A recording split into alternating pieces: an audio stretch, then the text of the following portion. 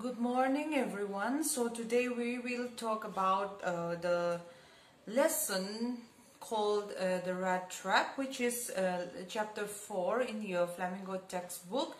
So this story is set around many years ago in Sweden, because the writer Selma Lagerlöf is a Swedish writer, and she lived from 1858 to 1940.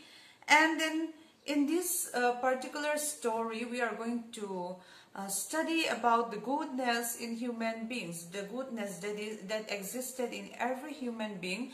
And this is what Selma used to write about. She used to write about the goodness that human beings have. In every one of us there is goodness. So this is the moral of the story that she wanted to give out, that she wanted to show in this lesson.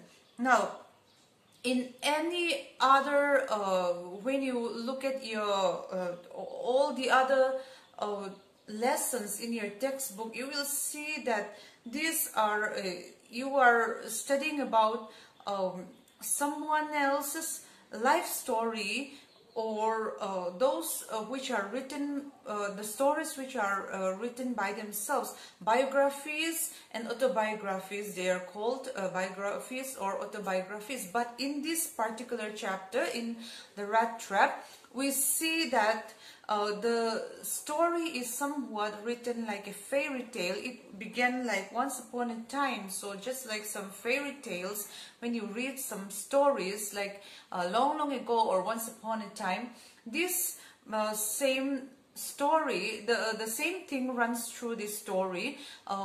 It is written as if it was a fairy tale. Now, once upon a time there was a man, and he used to sell rat traps. He was known as the rat trap seller. Now he will make these rat traps out of wires, which he went and asked in some random shops that he find, and then he back in the streets for this in the street shops for these wires. So he used it to make those rat traps. And then what happened is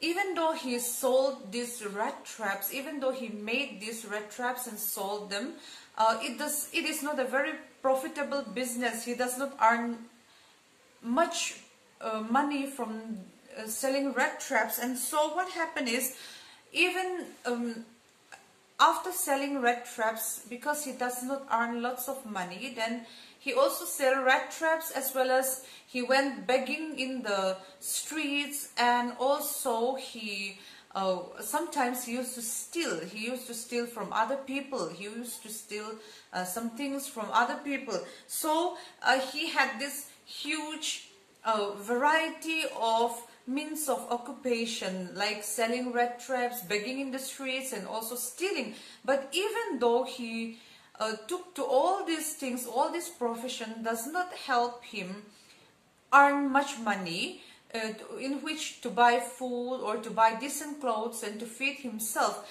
He always looked very hungry. He always looked very thin. He was thin, tall, and very dirty, and he always looked very hungry. When you look at him, you could see that hunger is written in his eyes. Now, this rat trap seller, he had a habit of, because he had lots and lots of free time to himself, he used to sit in a corner of a shop, or in the street corner, where he used to think about lots and lots of things. So one day he came upon an idea, and this idea seems to be, he finds it very funny. It seems very funny to him, and the idea was that he was thinking of this whole world. This whole world, he was imagining this whole world to be a very big rat traps, and all the big houses, all the things, living things and non-living things, all the beautiful things that can be offered by inside the earth, that we find inside the world, like big buildings, villages, cities, lakes, rivers, lots and lots of fruits, meat, vegetables, all these kind of things. He was thinking about all these things as a bait in the rat trap. If you see a rat trap, then you will know that people, when they set up traps for rats, they used to give them bait. They will bait them with some eatables, some meat or cheese or whatever things that rats wanted to eat. So he was thinking about this whole world as a big rat trap, and all the things inside the world were like a huge bait for the people who are living in.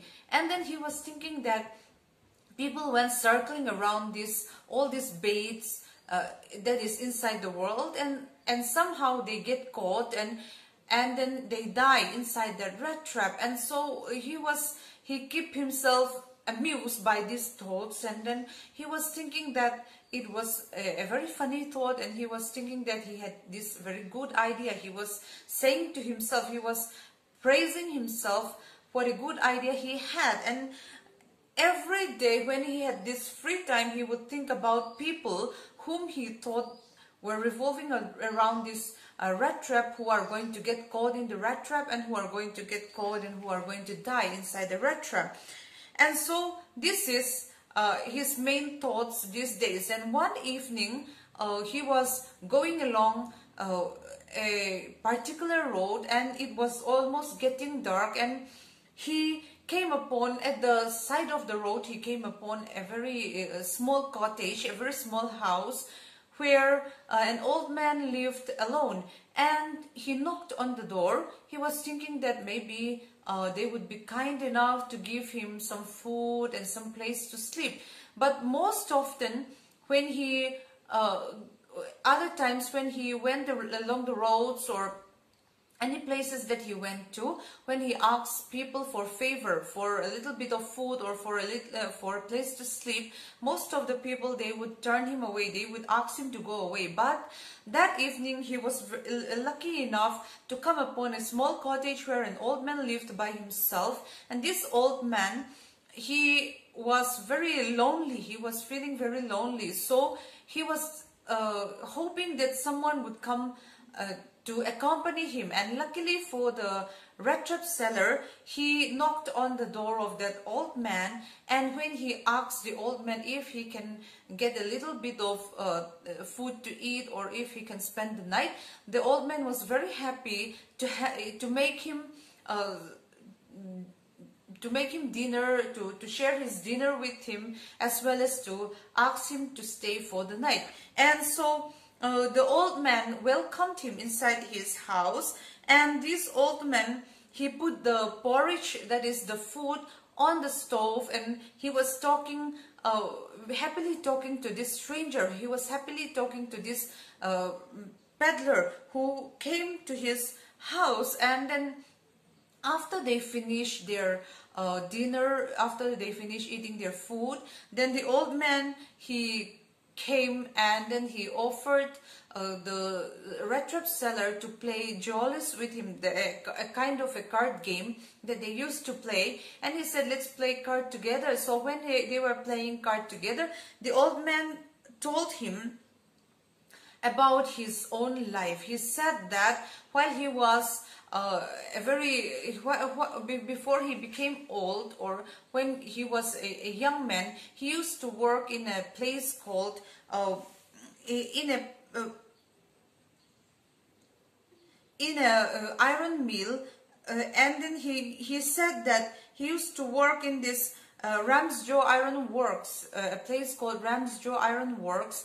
And but now that he cannot do any hard work, he retired from his job. And now after he retired from his job, he lived here all alone. And then his wife had already died, and his children went away, married and went away. And what happened was that he lived all alone, and now he is living alone and also raising one cow. And he said that this cow used to give him milk every day, and this milk he would carry to the creamery where they make cream. So this the cow would provide him with sufficient milk to provide it to the creamery. So every day he would go and supply milk to the creamery. And just last week he got the bill for the milk that he provided to the creamery. So he said that he got 30 kroner. Kroner is a Swedish, what shall we say, a Swedish money, just like we say rupees, they were saying kroner. So he said that just last week he got 30 kroner as a payment for his supply of milk to the creamery. So after he told all these things, the old man got up, he went near the window, and at the window there was a small leather pouch. He was hanging a small leather pouch near the window. He took down that leather pouch.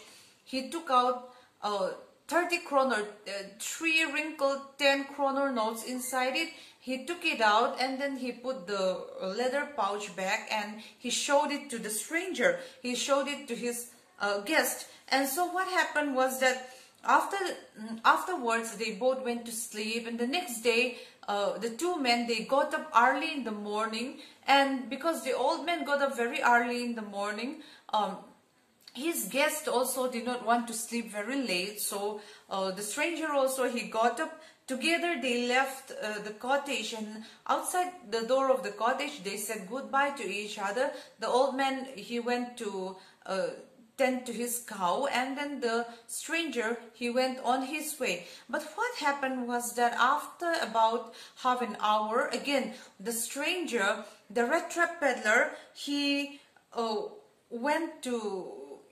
seen again at the doorstep of the old man at the cottage, and without knocking on the door, he went straight around towards the window where the leather pouch was hanging.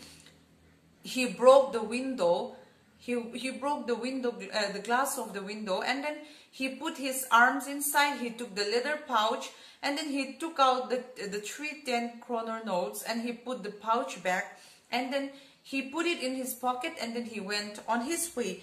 Now what happened was, because he stole some savings, the old man's life savings from him, he did not want to, he does not even dare to walk on the main road. So he thought that he would take a shortcut towards the forest. So he went towards the forest, he went inside the forest, and he walked and walked and walked until he felt very tired. And now he said that, okay, I have walked all day, maybe I will be near to a road somewhere, so I will try and get out of this forest and get to the road, go to the main road.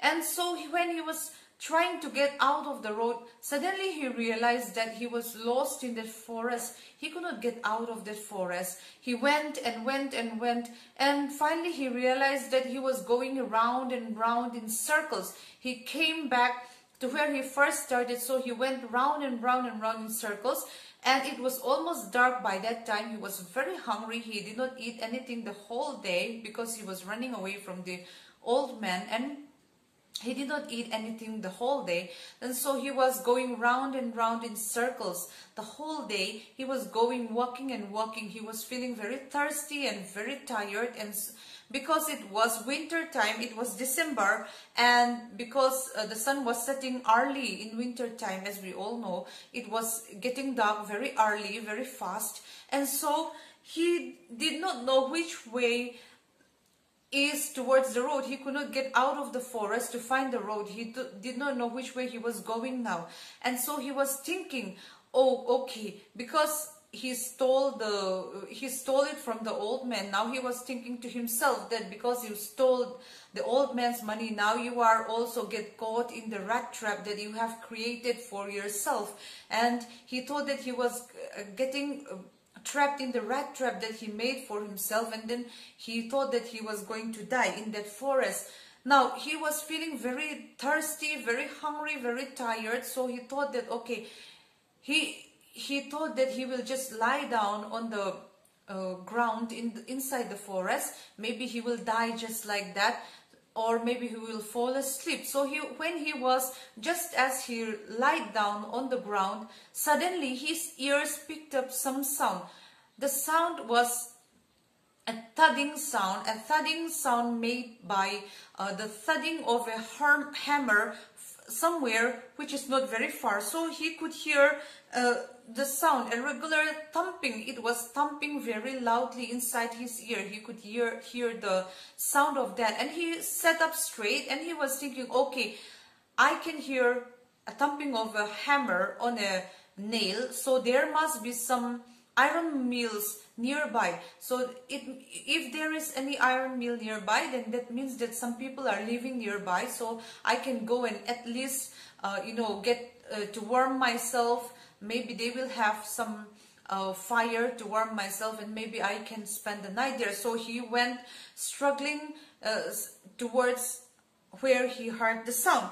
The Ramsjo Iron Works. Now, the Ramsjo Iron Works, which is long back closed down, but which is still running in this time, and the Ramsjo Iron Works, there are lots of Ramsjo Iron Works workers. There is, it was during its glory days, the Ramsjo Iron Works was a very huge iron works where lots and lots of people are working, and in the summertime they could hear the sound of the carriage outside of the door where they supply all this coal, and they could you could see the the black coal that is coming down from the carriage, that is falling down from the carriage on the road. It could blacken the road, and nearby there is a waterfall also. You could hear the sound of the waterfall. But in this particular night, the master smith and his helper were working late in the night, and a big furnace, a big fire was burning on the stove where they would burn the hot iron, and they would a huge fire was there, the coal was there, and there were helpers everywhere. The master smith was also working. They were hammering their iron. And so what happened was that because it was raining, a little bit rain outside, they could not hear the sound of the outside sound very much inside the iron works, because they were making lots and lots of noises themselves. So because of this, since they were working night time there, and also because they had to spend the night there, the master smith and his helpers, they spent the night there, and because of that, it is not strange to them if some lonely stranger walks inside and asks them for a place to sleep. They were very accustomed to this. They were very acquainted to this, and so they did not even hear the creaking of their the main gate when this vagabond walked in. And this man, who was very tall, was dressed in a long coat. His coat was completely wet because of the rain, and he was coming inside and he was asking them if he could spend the night there. And the master smith, he simply nodded his head and as if to say yes, and then without talking much further, this vagabond also, he went near the fireplace. He made a place for himself in front of the fire to sleep there, and so he was lying down there. And what happened was, that particular night, the owner of the iron master, the owner of that Ramsjo Iron Works, was a very nice iron master. And this iron master, he used to come to the iron mill to supervise his workers. And so that particular night was the night where the iron master came for a nightly round of visit to his iron works. So when he came inside, the first thing he saw was, this tall ragamuffin, means that the tall person who was lying down there, who was sitting in front of the fire because his coat was completely wet. Smoke came out of his clothes because he was very near to the fire. And when the iron master came inside, he took a closer look at this person who was sitting in front of the fire. So when he clearly looked at this stranger, suddenly the iron master seems to the Iron Master seems to recognize this fellow who was sitting there, and he was saying, "Oh, it is you, Nils Olof. How you look, how bad you look." But this Rattrap seller had never seen the Iron Master ever in his life before. But since he was thinking that, okay, this man must be mistaking me for his old friend. I am not his old friend, but I will pretend to be his old friend, because this is a rich man. Maybe he will take pity on me and maybe he will help me with some money. So this was what he was thinking. So he was playing along as the Iron Master mistook him for his old friend. And he said, when the Iron Master said, "Nils Olof, it is you." And this Rattrap seller, he said, "Oh yes, things have gone downhill with me. Things have gone very bad with me, and so I have become like this."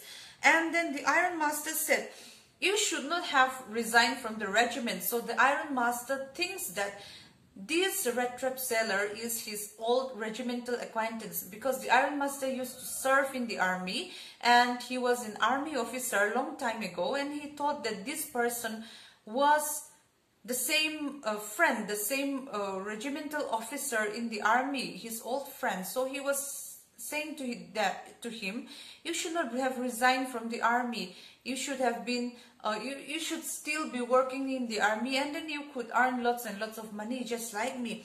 And then again said, the Iron Master said, "It is almost Christmas time now. Just come to my house. I have a huge house up there. So if you want, you can spend Christmas with me. You can come and spend the night with me." But the Rattrap seller, he does not want to go to the old man's house, because he was afraid that he might get caught and then he will be thrown to the police by the Iron Master. So he said, "No, I don't want to come to your house. I could not think of going to your house." But he keep on saying no and no, and again the Iron Master keep on asking him, come to my house. I will, give you clothes and all these things. But the Rattrap seller keep on saying no and no and again no. And the Iron Master thought that this old friend does not want to come to his house because he was feeling shy. He was uncomfortable with how he looks. He was embarrassed because he was looking so poor right now. And then he said afterwards, after he could not persuade this Rattrap seller to come to his house, the Iron Master finally gave up, and he said to the Master Smith, he said, "Okay, maybe this captain is going to sleep here with you tonight." And then he went out of the door. But his workers knew that the Iron Master is not such a defeatable man. So after some half an hour passed, another sound of a carriage could be heard from outside the door. Again, what happened is a lady came in with a valet. A valet means a servant, and this servant is carrying a very big, beautiful, long fur coat with him. And this lady was the daughter of the Iron Master. And now she came inside the ironsmith,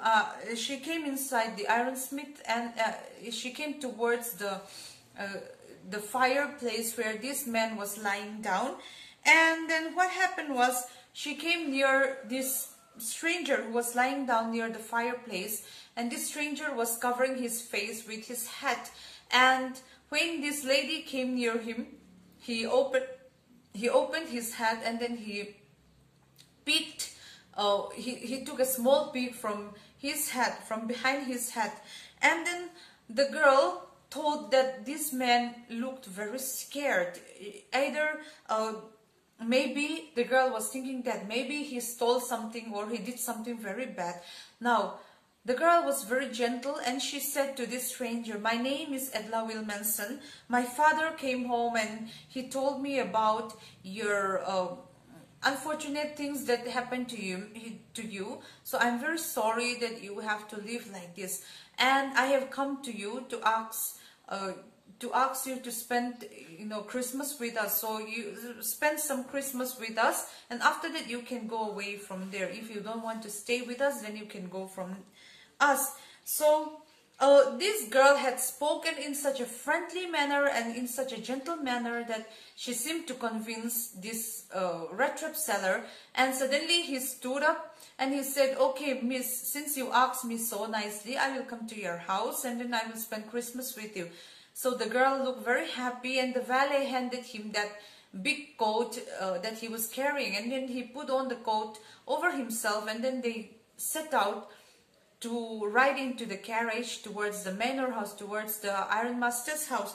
Now, the early next morning, it was Christmas Eve, the day before Christmas. It was the day before Christmas. And the ironmaster wake up feeling very happy, thinking that, okay, my old friend is here with me. I'm not going to feel lonely during Christmas. He feel very happy. And then he was waiting in the dining room for his daughter and his guests to appear. And then while he was thinking about all this, his daughter came inside, and then they were talking, and the ironmaster told his daughter, "First of all, we must see that he eat lots of good food, and then we must find him some employment for him, because it does not look good for him to walk around the streets dressed like that." But the girl was saying, "It is very bad that things have gone downhill with him, but last night his manner does not show that he used to be a very educated captain in the army. It does not show anything. His manner does not show that he used to be a very educated man and he used to be a very good regimental army captain at all." But the iron master keep on saying, we must have patience. Soon after he will take a bath, and when he get rid of all those peasant clothes, then his bad manner will vanish and he will have the good manners again. And when they were talking about these things, the door opened and the stranger came inside. He was fully cleaned up. His beard was shaven, his hair was cut nicely. He was wearing one of the ironmaster's suit that ironmaster gave him, and he was wearing that. But what happened is, when he got cleaned up and when he appeared nicely in front of them, the ironmaster came to realize that this man is not his old friend, and this man is pretending to be his old friend. Now the ironmaster became very angry, and he was shouting to this guest, he was shouting to the stranger, "What does this mean? Why are you pretending to be my friend when you are not my friend?" But the rat trap seller said, "Sir, it is not my fault. Last night I did not pretend to be anyone else, but it is you who mistook me for your friend. You keep on asking me to come to your house when I said no and no and no again. Now you are you cannot be angry with me. It is you who mistook me for your friend." But the ironmaster was very angry by this time. He said, "How dare you come here and pretend to be my friend? I will call up the sheriff and I will ask him to take you to jail." And then now the rat trap seller became angry too. He took a step forward and said to the ironmaster, "Now, Mr. Ironmaster, you have to listen to me. This whole world is a very big rat trap, and people get caught in the rat trap. Now, if the sheriff comes and then he arrested me for this, you must remember that you yourself are going to get caught up in this huge rat trap and you are going to die someday also." And then the ironmaster began to laugh loudly. "You are a very good preacher. You must be a preacher. You are very good in saying things. I will not ask the sheriff to arrest you on this day, but you must immediately get out of my house. You must immediately get out of my house. You must leave my house at once." But when the ironmaster asked the man to leave, now what happened is the daughter stepped up. The daughter came forward and she said, "No, father, we cannot ask this man to leave our house on Christmas Eve. We promised him that he will spend Christmas with us and after that he will leave. Now, if we treated him nicely, then maybe he will become, a nice person. So we will just, because we have already promised him to spend Christmas with us, then he should spend Christmas here, and then after Christmas he can leave our house. So the Iron Master, since the daughter is asking the Iron Master, since the daughter is begging her father for the stranger to stay in their house, the Iron Master finally said yes, he can spend the Christmas here. After that he must immediately leave. Now what happened was, after that, the stranger, he went back to his room and he kept on sleeping. He slept as if he did not sleep for so many years. And finally, when he feel peaceful, that he keep on sleeping. And on the night of Christmas Eve, they woke him up to eat dinner with him. And then the next day also, the whole day he keep on sleeping. And they were lighting the Christmas lights, Christmas trees, and everything nice was there in the house. And finally, after that, at night time, after dinner, all the servants were gathered together in the house, and the Iron Master and his daughter, they gave each of the servants Christmas presents. And when the daughter of the Iron Master, Ethla Wilmanson, came to this stranger, she told him, the suit that you wear now is your Christmas present, and every year if you have the need to spend Christmas anywhere, then you can come every year to our house and spend Christmas with us every year if you wanted to. And this man, this stranger, looked at Ethla Wilmanson, the daughter, as if she was crazy, and he was thinking, is this lady crazy? She was treating me so nicely. Why is she so nice to me? Is she crazy or what? And then, without a word, he went back to his room and slept the whole night also. The next day, early in the morning, the Iron Master and the daughter, they went to church for a Christmas service.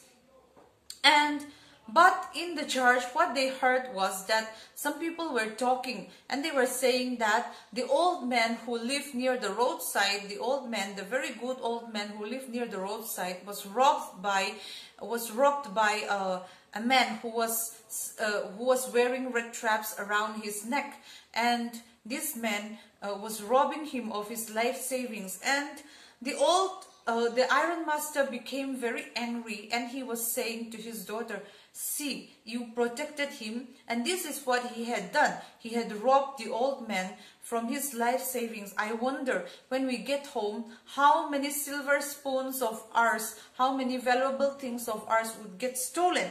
And so hurriedly they went back to their house, and when they reached their house, before the carriage was stopped properly, the Iron Master jumped out of the carriage, and he was talking to their valet, he was talking to their servant.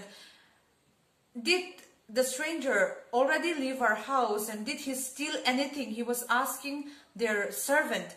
But their servant replied, no sir, the stranger had already left the house early in the morning. He did not steal anything. There was nothing lost from this house, but instead he left this Christmas present for Miss Ethla Wilmanson.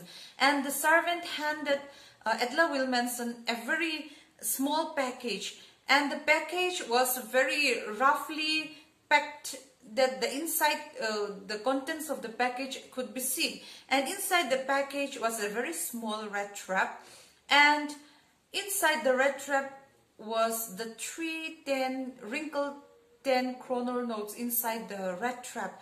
And there was a small note, and which was written, it was written in a very bad handwriting. Honored and noble miss, since you have been so nice to me all day long, as if I was a captain, I want to be nice to you.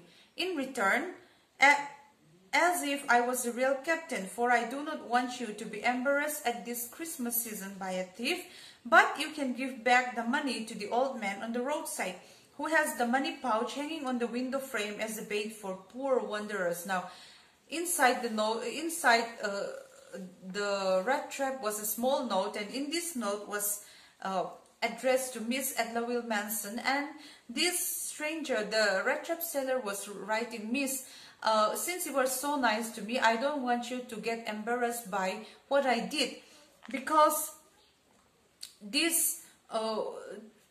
because I stole from the old man who was hanging a pouch near the window for poor people like me. That was a very good bait for poor people like me. So ask him not to hang the money pouch near the window anymore. And he said that I wanted to treat you back as if I am a real captain, as if I am a very good captain. So the rat trap is a Christmas present from a rat who would have been caught in this world's rat trap if he had not been raised to captain, because in that way he got power to clear himself. Written with friendship and high regard, Captain Von Stale. Now, he was saying that he was comparing himself to a rat, and he was saying, this rat trap is a Christmas present from myself, from I'm just like a rat, and if you did not treat me like a real captain, I will not have the power to clear myself of all these things that I used to do. But now I wanted to treat you very nicely. Now I wanted to do good things because you have treated me nicely. So this is a Christmas present from me to you. Please return the money that I have stolen from the old man. Please return all his money. And so he was written, he addressed the note, and he signed himself as a captain, a real captain, Captain Von Stale. So what we know from the story is that since the lady, the girl, Ethel Wilmanson, treated this person, even though he was a stranger and even though he was a thief, she treated him nicely. She treated him properly, as if he was a really good captain. So because of that, the captain respected the treatment that he received from Miss Edla Wilmanson, and so he wanted to do good things for himself also, and so that is why he returned the money to the old man. So just like what we said before in the beginning of the lesson, if we treat any human beings nicely, then we could know that there is goodness in every human being. This is the moral of the story. So with that, we have concluded this chapter, and I hope this is I hope that it is it proves valuable to you. It is and what I suggest is that please read the textbook. Without reading the textbook, do not just go over to your notes or anything. After you have watched this video, please go to your open your textbook and read the textbook. That is what I suggested to you. So until the next class, I will say thank you, class, and goodbye for now.